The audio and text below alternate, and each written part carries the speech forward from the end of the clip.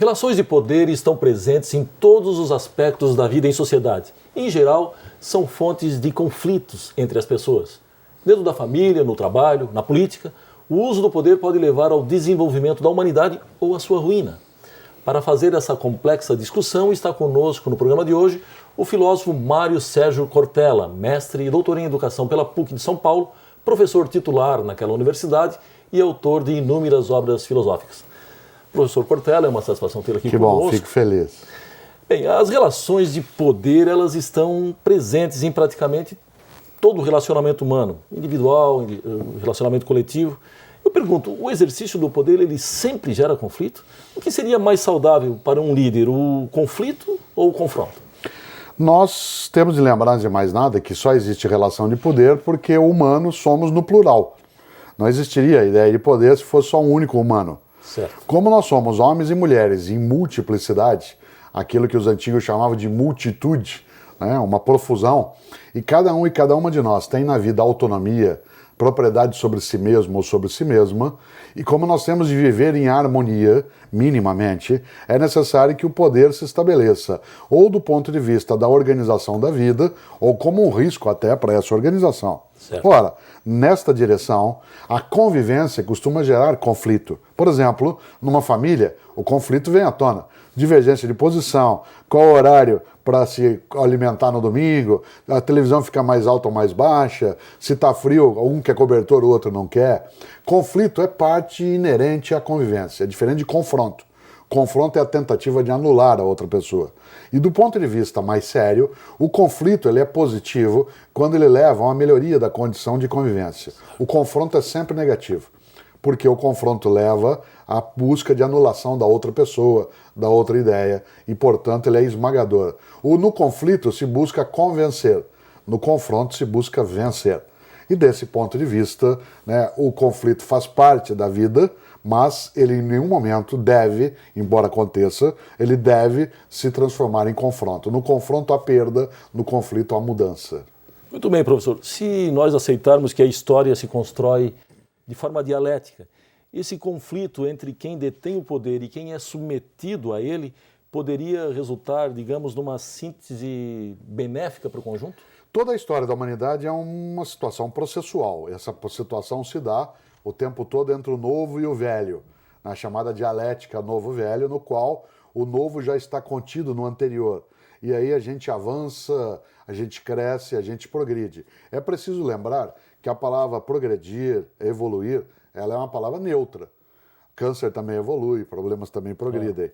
É uma mudança de estado. Agora, se nós entendemos que é para melhor, eu suponho cada vez mais que esses conflitos que nós vamos tendo de ideias, de posturas, de posições, eles podem conduzir a uma melhoria da existência.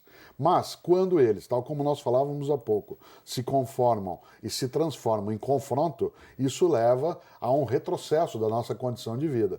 Eu gosto muito de imaginar uma coisa, aproveitando que eu sou também da área de teologia na PUC São Paulo, os cristãos afirmam que Jesus de Nazaré disse uma frase fortíssima, que eu acho magnífica, em que ele teria dito: quero que tenhais vida e vida em abundância. Não é mini-vida, não é sub-vida, é vida em abundância. Para que a vida seja abundante, o poder tem que estar a serviço da vida. Não pode ser um poder que serve a si mesmo. Certo. Eu brinco sempre, um poder que se serve em vez de servir, esse é um poder que não serve. A tarefa do poder é servir, não é se servir. Desse ponto de vista, a dialética, o movimento de reciprocidade dos conflitos, ele tem que ser o poder a serviço da vida e abundância. Se ele se torna anulação, ele aí é um poder que serve a si mesmo, e aí ele é deletério, ele é maléfico, ele é negativo. Bem, professor, na sua opinião, em se tratando de política, o que legitima o poder? A aceitação consensual por parte da sociedade ou a força de coerção? Ou os dois? Os dois elementos, né? Por exemplo, a política entendida como a vida do cidadão e da cidadã. Não se confunda política com partido. Partido é uma das formas de fazer política. Claro. Não é nem a única e nem sempre é a melhor. Mas é uma das maneiras de fazê-la. Por exemplo, se faz política na família, na igreja, na escola, né, nos meios de comunicação. Política no sentido de interferência na vida coletiva, na vida do cidadão. No campo da política, isto é, da organização da polis, da sociedade, como diriam os gregos, da cidade, da polis, A convivência harmoniosa, ela é um objetivo, mas muitas vezes nós não temos isso como ponto de partida. Certo. Isso é o que nós desejamos chegar. Muitas vezes o consenso é obtido, em outras vezes não se tem o consenso. O consenso seria sempre uma coisa apreciável, mas ele não é sempre possível. Várias vezes, por exemplo, é necessário descartá-lo. Vou pegar um exemplo concreto. Políticas discriminatórias negativas. Não se pode ter consenso em relação a elas. Elas têm que ser tiradas fora. O nazismo teve de ser vencido. Não era apenas um conflito.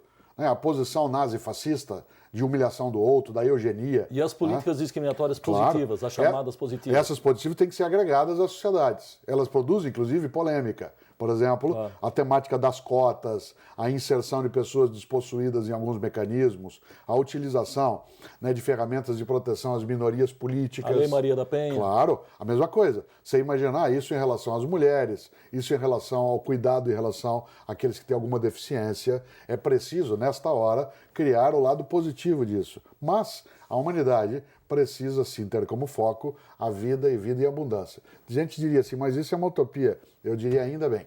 Né?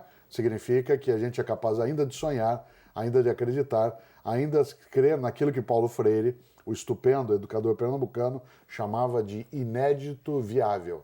Isto é, aquilo que ainda não é, que portanto é inédito, mas que pode ser, que é viável de construir. E eu acho que uma coisa viável é a vida em abundância. Bem, professor Cortella, nós precisamos fazer um rápido intervalo, nós voltamos em seguida. É um minuto só.